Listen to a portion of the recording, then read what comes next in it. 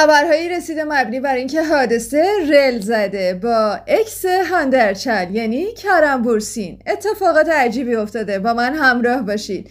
دختر و پسر سلام، به سلبی سفدا خوش اومدید. اگر به اخبار ویژه سلبریتی ترکی علاقه‌مندید حتما کانال رو همراهی کنید. کاملا مشخص بود که با حضور چند تا از مهمترین چهره‌های ترکیه در جشنواره فیلم ونیز حتما یه خبر و اتفاقی از توش در میاد و دقیقاً طبق انتظارمون رسانه‌های ترکیه بیکار ننشستن و بعد از فرش قرمز ونیز روی حادثه و کرم بورسین زوم کردن. اینکه چرا حادثه و کرم بیش از حد معمول به هم نزدیک و در کنار هم بودن. از طرفی چون هانده هم توی این مراسم حضور داشت و برخورد سرد کرم با هانده که یه زمانی یه رابطه عاشقانه رو با هم دیگه تجربه کردن دلیلی شده برای رسانه ها که بگم بله، حادثه و کرم با هم تیک و تاک میزنن و در حال شروع یک رابطه هستن.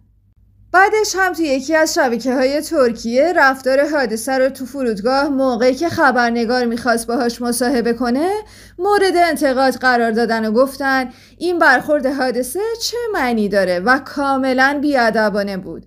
ضمن اینکه حادثه در جواب خبرنگار گفت برید با اونهایی که دوست دارن توی فرودگاه گزارش داشته باشن صحبت کنید. و خب همه حدس زدن که این حرف حادثه تیکه‌ای بود به Hande Erçel که قبل از اون توی فرودگاه مصاحبه داشت. Yani böyle bir iddialar vardı o zamanlar. Şimdi Hande Erçel de Kerem Bürsin'le aşk yaşadı ve hadiseyle beraber.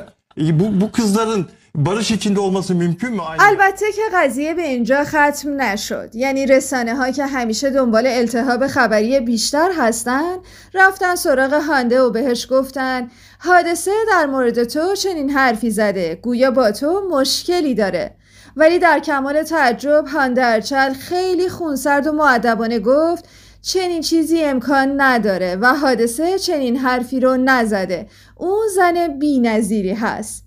در واقع هانده ارچل حتی اگر بدونه که حادثه پشت سرش بدگویی کرده در عین حال با چنین برخوردی آتش فتنه رو در نطفه خفه کرده.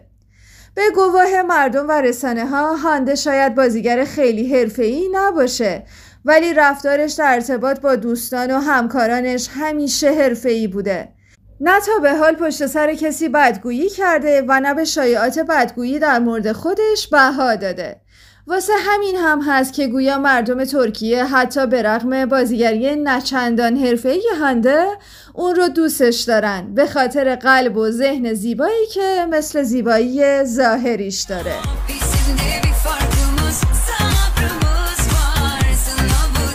حالا از این اخبار چنین برداشت میشه که حادثه در شرف برقراری ارتباط عاطفی با کرم بورسین یعنی دوست پسر سابق هانده ارچل هست و از این رو نسبت به هانده یک حس رقابتی پنهان داره، در حالی که هانده الان خودش با هاکان در ارتباطه و شاید این قضیه اصلا واسش مهم نباشه.